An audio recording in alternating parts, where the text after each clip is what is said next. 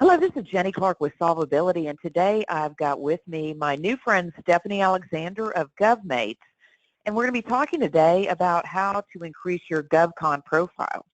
As a small business in federal contracting, there's a lot of ways you need to be improving your branding and visibility, and so we're going to talk about some different ways that you can do this, and specifically we'll talk about what the GovMates platform is doing for small businesses to help them show up in the marketplace. So how's it going, Stephanie? Oh, it's great. Thanks so much for having me on. I appreciate it. Well, we just saw each other at the Uninet conference in San Diego, and I was so glad to get to meet you in person because we've been talking back and forth for a while on the phone. Because when I heard about GovMates, I was just fascinated about how you put that together and how it works. So you've got GovMates, and how do you describe that? So GovMates is basically, it's almost, we joke around, it's an online dating platform for small government contractors. And we say that a little bit tongue-in-cheek. But when we talk about teaming and facilitating introductions, it really is about relationships and getting small government contractors in front of larger government contractors for teaming opportunities. So GovMates is a portal, or basically a resource that small GovCons can use to facilitate these introductions. It started, I have a business partner with myself, Katie Bialik, and she and I started doing this on an old clunky Excel spreadsheet probably about 4 or 5 years ago, because we kept getting asked, hey, do you know somebody who does a certain thing or has a socioeconomic status? And so finally, in late 2015, we put it on an online platform, and we launched in January of 2016. So we've been in business for 2 years now, or a year and a half. Well, that's amazing, Stephanie. And you've been working in federal contracting for quite a while yourself, so tell us a little bit about your background, Stephanie. Yeah, well, thank you. My background is varied, for sure. I tell people you're never a little girl growing up saying, hey, I want to be a government contractor. But you fall into the industry, and before you know it, all you do is speak in acronyms. And so that's kind of what happened for me. I cut my teeth as a program manager running a software development program for the Army. Then I went on to become a CFO and VP of corporate admin for a growing SDVOSB, where we grew from about 6 million to 30 million. So we had great growth. And then I launched my own company called Boost. And I started Boost back in 2012. I tell people at the height of fiscal cliff sequestration and the presidential election, so we can question my sanity. But the entire idea behind Boost is to provide a back office support for small and growing federal contractors. So we work in the areas of accounting, contracts, HR, and recruiting. So I've been in this business, and like I said, I tend to speak in acronyms, and my parents question what I'm saying. But I've been in this business for longer than I want to admit to. Well, I'm with you on that. I've been in this business for 30 years. When I first moved to Huntsville, Alabama, and started looking for a job, I realized that's Federal City, and I better learn it fast. And I worked for Boeing for 5 years, and then different things. And I've had my business Solvability for about 20 years now. And what I think is so fascinating and why we click so much is because we both recognize that small businesses are trying to succeed in the federal market, and somehow we have to help them move faster to be viable and start making revenue. And there's so many steps that they have to go through, so many regulations that they need to know, and just the learning curve and the investment to get there is so huge. So that's one of the reasons that I like both GovMates and Boost, because you're giving them some ways to ramp up so much faster. Yeah, for both platforms, we only work with federal contractors. So I jokingly tell people I'm no good for your Silicon Valley startup or a nonprofit or anything like that. As you mentioned, federal contracting is filled with a lot of compliance, a lot of FAR, a lot of things that are kind of scary. but it's really getting people with the expertise who understand each of these areas that can help you grow your company. It's probably, I think a lot of people think that it's an easy industry because there's a lot of money in it, and it's definitely, it's an international, but it's not easy. And especially as you're first growing out or first starting, you really want to take advantage of as many things as you can to boost your company forward. Absolutely. So let's talk a little bit more about just the general way that people raise their GovCon profile. It's about branding to begin with. And whenever I talk to a small business that's getting started out, I know the first thing they're going to be doing is calling on prime contractors to get themselves known. They'll be trying to contact small business liaison officers or the small business reps directly for agencies to let them know, here's my company, here's what I do. And the main thing they need to be doing is really differentiating, because as I've heard from so many small business deputies at agencies, I really don't want to hear about your socioeconomic status or what they call tickets. I want to hear about who you are and what you do and what you bring to us as services and how you differentiate. Have you talked to people like that? What's your advice for them? I completely agree with you. Anytime I hear a small business come up and they lead with, I'm an 8A, I'm a woman-owned, I'm a SDV, no one cares. That's a nice to have, and you bring that into the conversation at the right time. But quite frankly, what is your differentiator? And you better know what you do and what you don't do. The other thing is do people actually want what you have? I have seen many people start off with brilliant ideas, but there was actually in it, things that you thought would take off quickly, but there was no market for it. So when you're dealing, especially with the federal government, you have to be very clear on what it is you're going to do and what services you're going to provide. The other thing I would caution against is I see a lot of small businesses who claim to be everything to everyone, and I think that's a huge mistake, and people see right through that. You can't be everything to everyone. So that's where the strategy of know what you don't do also comes into play. And knowing people in your industry who have similar but different skill sets who can also complement you in terms of teaming, going after opportunities together. You want to be able to show your client, your end client, the government, basically the value that you bring. You're a small business. You should be able to work more nimbly. You should have, we say that this is the best and the brightest sometimes. It's got, a lot of R&D, a lot of really, interesting new technologies, and you can turn on a dime. And so that's what the company is looking for. That's what the government is looking for. Take advantage of that and play to those strengths. Well, you're absolutely right about that. And what people have to spend a lot of time doing in the federal world is business development, and that's going to be a lot of networking, a lot of conferences, a lot of industry days, huge investment in time and travel to attend those, because you have to keep showing up in the market where your agency is operating so you get known. And you made such a good point about being clear about what you're doing, because you've got to choose a location where you can cost effectively get to those agency representatives, or else you're going to spend a lot of money flying out to Alaska to do work that maybe is unique to Alaska, but you can't sustain that market. It's going to cost you too much. Exactly. And so you want to be top of mind. You can't go to one industry day and pretend and feel like you're going to get a contract from that. This is everybody says it, it's been played to death, but it is fundamentally true. It is about relationships, and relationships aren't built with one industry day or one networking session. They are built with repeat performance, right? I see you again, I see you again. We're starting to have coffee. We're starting to get to know each other. I want to learn more about what you're doing. More importantly, I want to know what your differentiation is. So what is it that you do that would make me want to talk to you or provide work to your company versus every other government contractor out there? And so I think it's being really clear in what your value proposition is and being able to see the same people consistently. Consistency is important here. You're so right about the consistency. I know that I moved to Florida in 2013, and I've been going to these different conferences, and I'm not a federal contractor. I just work with federal contractors. And I've noticed that certainly it's not until about the third time you show up that they're like, oh, you're still here. And they'll talk to you, and then you start to have a conversation. And I think that there's a lot to that, right? Like oh, you're still here. It's top of mind and it's repeat performance. So I think that there's a lot to be said for that.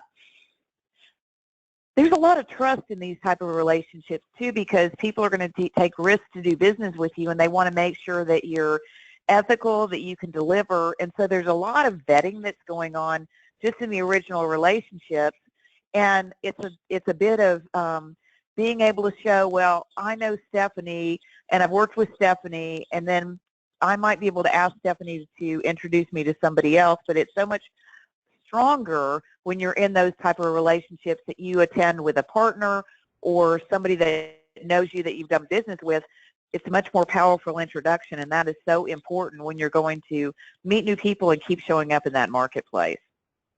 I totally agree. And one thing that, as we talk about raising your profile, I think another strategy that you can take is to have frenemies, right? So everyone's kind of in the small business community. A lot of people are competing for similar type of work. But if you can go in as a crowd, if you've got a trusted advisor, if you've got somebody who's in a different company who can kind of show you the ropes, who can make some strong introductions, those always go a lot further than just cold calling or, showing up to a business rep's office. Those are a lot of relationships that you really want to foster. I'm so glad you used the word frenemies, because I've heard that so many times, where we are in a group where there's a lot of collaboration. We'd like to have collaboration, but we're going to be a competitor the next time something comes up. And people always turn to me and say, well, why are you helping a competitor? They're not a competitor. We each have our unique strengths that we bring to any relationship. And my goal is always to provide the best possible resource to the buyer, whether that might be somebody introducing to a government buyer or a service provider or whatever it is. Our goal is to make sure that the best options are provided. The other thing is, I know that there's a big investment for federal contractors to figure out which organizations to join. They need to join different organizations so they're on the list, so they can go to the monthly luncheons, so they can be on the list to to attend those luncheons and hear about the other events that are done. For example, in Tampa Bay, AFCEA is big. There's NDIA. There's Women in Defense. In Orlando, there's NTSA, which is for the modeling and simulation industry. There's AUSI, which is for unmanned systems. A lot of people are in AUSA, Association of U.S. Army. There's Global SOF for the Global Special Operations Forces, Women in Defense, all kinds of things. And those memberships really start to stack up. And I know in the D.C. Metro, you've got even more. So tell me some of the other ones that you see people joining up in your neighborhood. So AFCEA is very big in the Washington, D.C. metro area. There's different AFCEA chapters depending on kind of who your end client is, whether that be NIH in the healthcare industry or DoD contracting or specific to the fort, et cetera. There are organizations such as the American Small Business Coalition, which is usually for people just starting out and just trying to get together with other small business owners. There's an organization called CCAF, which is a small emerging something, forgive me for not knowing, but it's CCAF, SECAF for Small and Emerging Contractors Association Forum. There you go. There's also the same things that you had also mentioned. There's Women in Defense is strong here. Women in Technology is strong here. There's other organizations around the Beltway. And specifically, and I'm not sure if this is everywhere, but in the Washington, D.C. region, you can go to a networking event 3 times a day if you wanted to. It's just finding, I think what's important here, especially as you're a small business owner, you're the only BD person, is that you have limited time and bandwidth.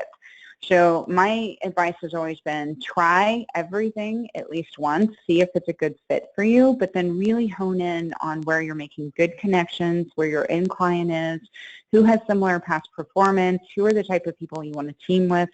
Go find the organizations that work for you and your company, and I think that's important. You can't go to every grip and grin that is offered, but you need to be more kind of strategic in what you do go to. But you got to get out there because it's top of mind, and it's really building your presence from a networking perspective. And I'm finding these different organizations every day. Most of them I found by searching LinkedIn, and it's just amazing the power of the networking group. And as you said earlier, consistency is key to that.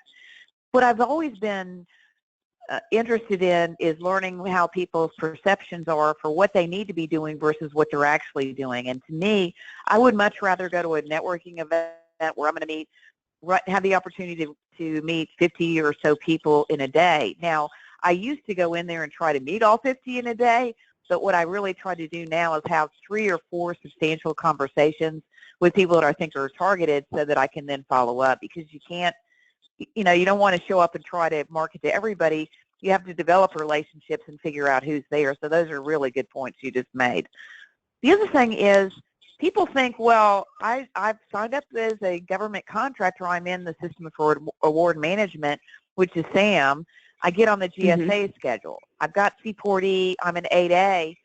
But I don't think that a lot of people realize that that's nothing. Those are just the starting point. Exactly.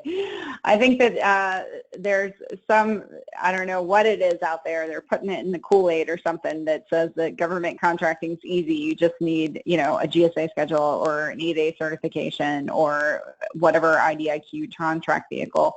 To your point, those are just bare minimum. Those are the starting off points. Some of those require you to actually be in business 2 or 3 years just to make sure that you're still in business. And not all of them are actually needed. You obviously have to register in SAMs, otherwise you can't do business with the federal government. But you may not need a GSA schedule. It depends on who your end client is and whether or not they purchase off of the GSA schedule. Same thing for some of these IDIQs. You can spend a lot of time and money going after these big ticket IDIQs, which sound great on paper, and you have no task orders. There's no actual revenue hitting your books, and you know, it's a lot of work. So I think it's one of those things where you really have to be very targeted on who will buy from you, what you are selling, what your differentiation strategy is, and how best to get to that procurement agency, whether that be as a small business subbing under a large one, whether that be as a small business set aside going in as a team with other frenemies, whether that be a sole selection based on, you know, what the government can do. You really have to determine, again, the fundamental, it's back to basics, right? What are you selling and who buys from you? And once you can very clearly articulate that, then you just execute.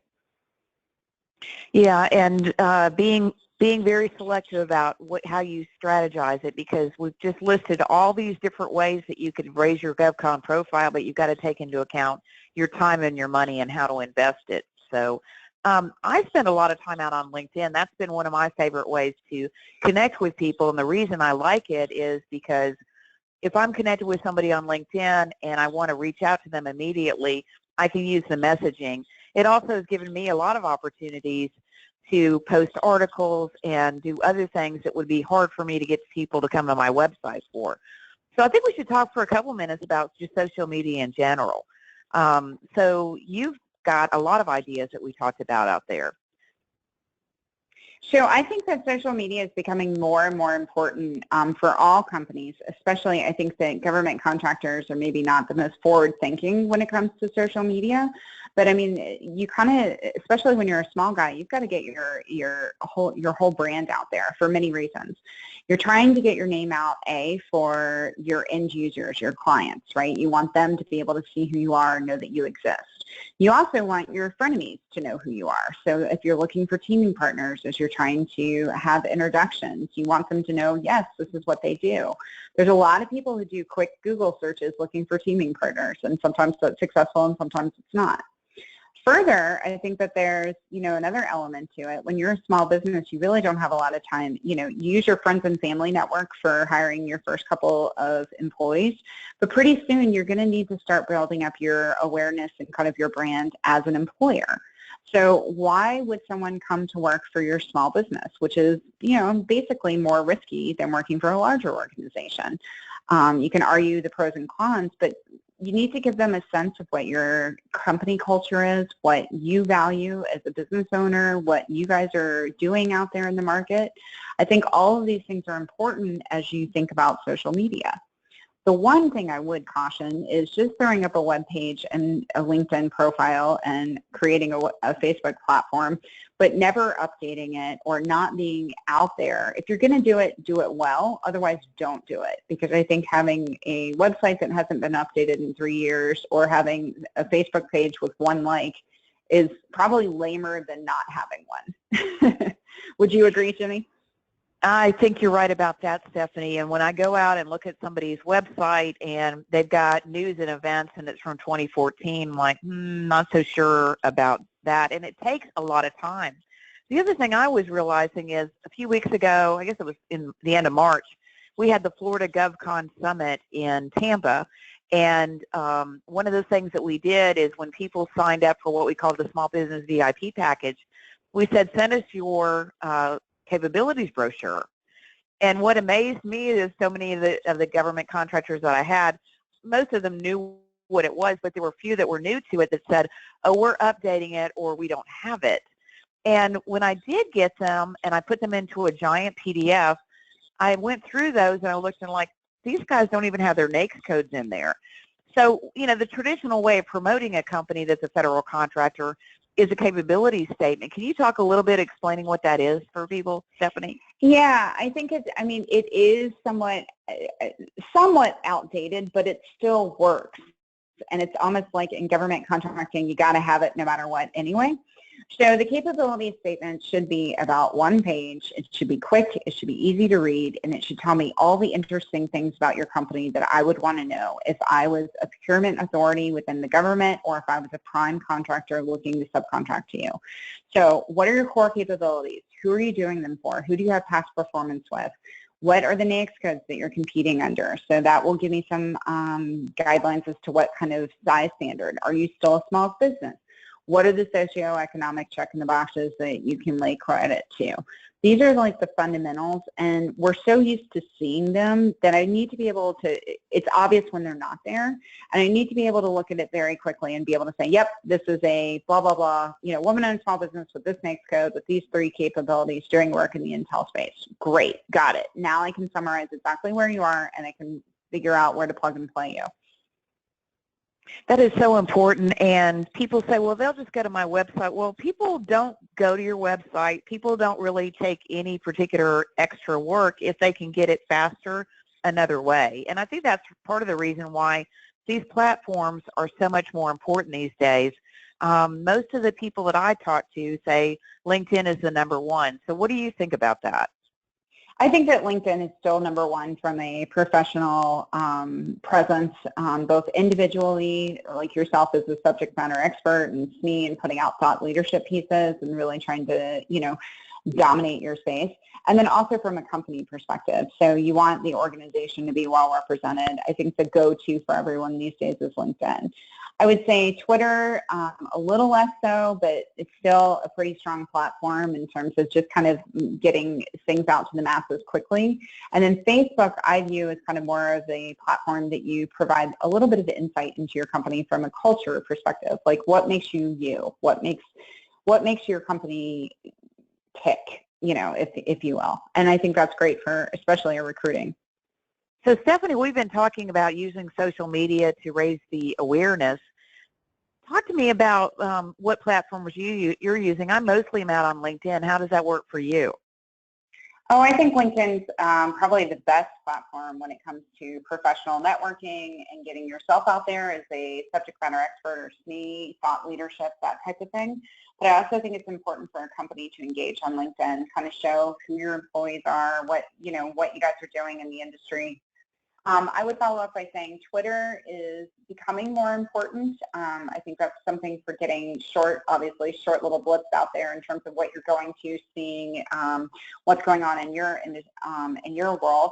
And then Facebook, I think, is an important platform, but only if you're actually going to dedicate the time to it. I think that's where prospective employees would go. It gives you more of an insight into the company's culture. So what are the charitable organizations that you care about? What type of, what do you guys do as a team? What do you guys, what does your company represent? And I think Facebook's a really good platform for that.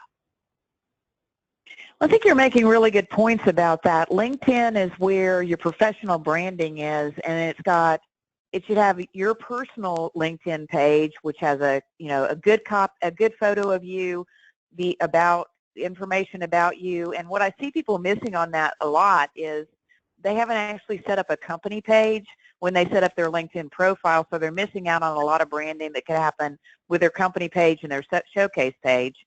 And on Twitter, people say, Jenny, you're all over Twitter. Well, I'm really not. What happens is when I post things on LinkedIn, there's a checkbox that says post to Twitter that I always hit. And I do a little bit on Facebook, but it tends to be more of the personal stuff. And so I think you gave good information about Facebook. Is a lot of times where people will talk about why you would want to come to work for your company, and talking about what you're involved in the community and a little bit more about the personality and your corporate culture. But I do want to kind of move on now and talk a little bit about GovMates, because I just think this whole platform is so fascinating. When you described it a few minutes ago as like a dating or matchmaking platform for federal contracting, I've learned a lot about eHarmony and Match.com, and I'm really seeing how this is a good way for companies to try to match up with what they're doing. So talk to me a little bit about GovMates and how it works. Absolutely. So GovMates is an online teaming platform. And so how does it work? If you are a small government contractor, and by small, I mean generally NAICS code small. So you're competing as a small business under whatever NAICS code. So you could be a startup all the way up to about $35, $36 million in revenue. You would go online and register as a GovMate. The registration process should take you no more than 10, maybe 15 minutes. You enter in things, we collect information such as your NAICS code, your core capabilities, your client past performance, any of your prime contract vehicles. We like you to list all your past performance as a prime and as a sub, and so that's kind of a differentiator for us. We take your revenue by range. We take your number of employees. We look at things like what socioeconomic check in the box you may have. If you have a top secret clearance for your facility, all the sorts of things that you're looking for as a teaming partner. And then what happens is that we go out, and any of the large integrators, or almost anybody who's looking for a small business to team with, they will come to us and they'll say, hey, we need somebody who's got a specific NAICS code, doing 541440, doing work in the intel community in cybersecurity, just like everybody else, right? And so we'll go online, and all they need to do is send us a quick email or fill out the form on our platform, and then we do all the dirty work. So we go in, we run the search for you. There's nothing for you to do, and then anybody who meets the criteria that you've established that you would like, we comes up in a report. So we email you a PDF report of all the profiles of people that meet the criteria that you've asked for. You review the profiles and tell us who, you may know some of them, you may already be in talking discussions, you may not want to work with others. So you tell us who you would like to be introduced to. And usually, it's a couple people. And then we do an email introduction. And so we introduce the large requester to the small guy. This gets the small guy's profile in front of folks that they may not ever have known about. And it's one more piece of branding and one more way to get your name out there. From there, email introduction, and you're off to the races. We tell people it's up to you to, go off and do good things. You still have to date. You still have to find out if you like each other, if you have the same core values. You sign the NDA. Is it a good fit? Is it not? But at least it's an introduction to one more person that you may not have been introduced to before. So we have, success stories where people have gone from, 0 to signed NDAs to teaming agreements to actual work share. We've had people use our platform and ask us for things that were already on contract. So it's not always just pipeline development or, procurements that they're going after. We've had people turn and flip to contracts within a week, which is, kind of unheard of in the government contracting world. So it's a great place for small businesses and government contractors to kind of get their name out there where they wouldn't necessarily have been before. Oh, that's an amazing way that people can really get connected and grow in the federal space. So small businesses, what are some of the other benefits they have about signing up for GovMates? And you described the sign up as being really easy. What else should they be doing, or what else do you recommend in working with small businesses? Sure. So not only do we have the online platform, we actually also host matchmaking sessions. So we just recently did one with Boeing. We've got another one coming up with Capgemini. We've done them for GDIT, IBM, a lot of big brand names. And so what will happen is these large guys will ask us for specific capabilities or specific types of folks. And then if you meet the criteria, you're invited to these exclusive matchmaking events. This will allow you to actually be in the same room and meet and greet with people that you wouldn't have been introduced to because of you're pre-qualified, if you will. I tell people the worst thing that can ever happen if you're a small business and you sign up for GovMates is nothing happens and you wasted 10 minutes of your life. But I promise you, in government contracting, there's many more things that you will waste your time on. So it's, like I said, to us, it seems like a no-brainer. I should mention, first and foremost, GovMates is free. So we have not monetized GovMates. It is free for small businesses and large businesses to use, and I think that that's important. We have said that we would never charge the small guys for entering in your information because we recognize that small businesses, you have no time and no money to waste, and we understand that completely. Well, I really like that approach. I think that's so important to make things accessible for the small businesses because everybody's asking them for money and they're kind of tight on what they can spend on, and they really have to prioritize. But what you're offering seems like just such a great value. And so large businesses, it sounds like you got a lot of people that are large businesses too. Tell me more about some of the ones that you got started with initially and how it's helped them. Yeah, for the large guys, I mean, I think, what historically has happened is they may have their own databases and supplier diversity database, and they'll be the first people to tell you the database information is generally stale. People don't update it. They don't they got a new certification or a new prime contract vehicle. And quite frankly, some of the BD people in the larger places, they go to the same 5 people and that's who they do business with. Well, eventually those people get bought out, they get too large, or they no longer do business together. And so we're a resource for them. We're basically free BD for them in terms of finding these small businesses that have the capabilities that they're looking for. It takes a lot of the legwork out of it. And like I said, this is the beginning of the relationship. We're here to do the introductions and let you take it from there. But it's a great resource. And we're finding that more and more, folks in these larger shops are finding out this is really easy. I don't have to search anything. I don't have to do anything. I just have to send an email and I can have introductions. That sounds great. So we do the heavy lifting for them. Well, it sure makes sense that you guys provide a lot of new blood all the time, and I hadn't really thought of the fact that if a small business fills out a profile for Northrop Grumman or Raytheon or Lockheed, and then they really don't go back and fill it out again or update it again unless they're asked to because they're actually working on something actively, so the staleness is really a big part of it. And what you're doing is continually searching out new opportunities and new connections for people.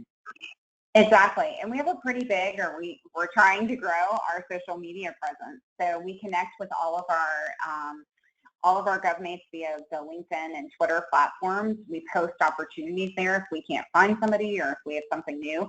And we also do a newsletter. And so I think it's becoming top of mind. So we're constantly in front of our GovMates saying, okay, got anything new? Update it in the platform because it might be, one more thing that gets you another introduction. And I think people, once they see a little bit of success or they at least see that they came up in search results, we generally try and email people and let them know we came up in a search for Booz Allen. So we'll let you know if they want to be introduced. I think it's a constant reminder that this is one of the most proactive groups.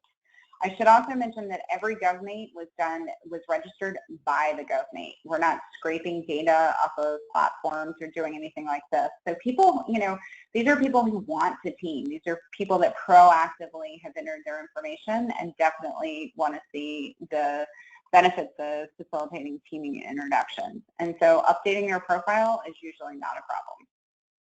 Yeah, well, I really like that it's filtering a lot of data. So, Stephanie, we kind of have to wrap up now, but people, I guess, can reach you. Go to your website at govmates.com, GovMates.com. And if they're looking for services, they could go to your Boost LLC, BOOST.LLC.net, or they can email you, Stephanie@govmates.com. What are other ways that they could reach out to you? And Stephanie, how would you like to be working with them? Absolutely. So I welcome any emails, introductions, etc. Reach out to us on LinkedIn. Like I said, you can follow Boost, you can follow GovMates, you can link in with me directly. We try to be very active on LinkedIn, and then follow us on Twitter as well. Well, I know I see you're posting out on LinkedIn all the time, and I really feel like that you're doing a great job of raising the profile for those organizations. And, you know, people know me as Solvability. I've got the Florida GovCon podcast, which is what we're doing today. If they want to reach me, the easiest way to do it is to go to my solvability.com website. But I'm also big on LinkedIn, and just getting people to find me, Jenny W. Clark, on LinkedIn and message me is probably the best way. So, Stephanie, thanks so much for being on with us today, and I learned a lot from you, and I look forward to working with you and helping you with your GovMates and Boost LLC, and I'm looking forward to a great weekend. How about you? I am too. Thank you so much for your time today. I very much appreciate it. All right, we'll talk later. Thanks. Bye-bye.